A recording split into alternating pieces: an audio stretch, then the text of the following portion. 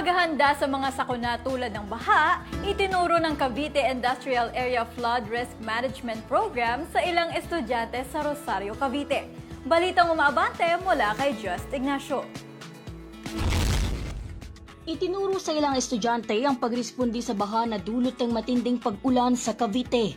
Sa eksklusibong coverage ng Abante Teletabloid, nagsagawa ng Information Education Communication Campaign ang Cavite Industrial Area Flood Risk Management Project sa David Jimenez Elementary School alas 8 nitong umaga ng Lunes, Oktubre 28 sa Rosario, Cavite.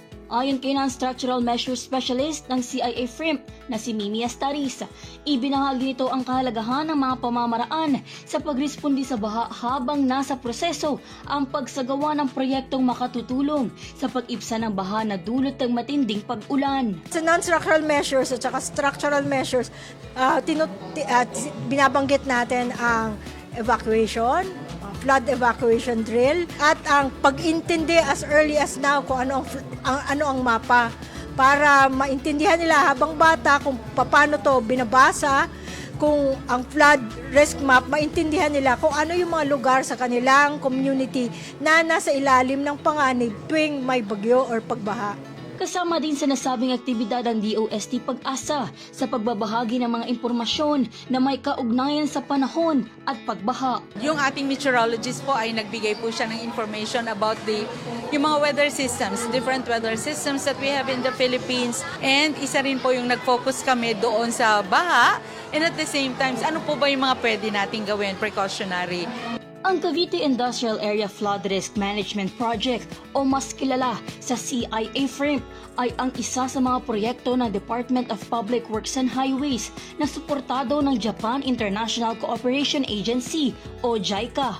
Now, we JICA provide a collaboration with DPWH as a flood mitigation project in Cavite Industrial Area flood risk improvements the projects. One is the fiscal investments, infrastructure.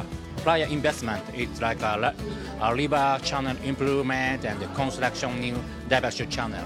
Pinamamahalaan naman ang nasabing proyekto ni Shuji Kaku kung saan ibinahagi nito ang 5 contract packages o pagkakahati-hati ng proyekto upang masusing masolusyonan na maibsan ang pagbaha sa lalawigan ng Cavite. In this project, we have 5 packages.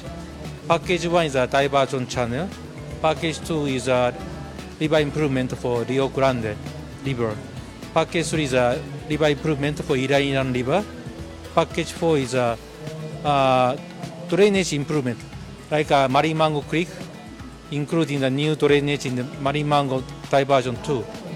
Package 5 is in order to create a resettlement land development, because we need to relocate the informal settler, so we create a resettlement site. Nagpasalamat naman ang prinsipal ng nasabing elementary school na si Domingo Cueto sa nasabing oportunidad na siyang nagtuturo sa mga estudyante ng pamamaraan sa pagresponde sa baha. We do believe that this activity can really increase the awareness among our students, particularly in dealing with floods, since we are located in a highly vulnerable flood area. Ako si Just Ignacio, abante sa balita at serbisyo.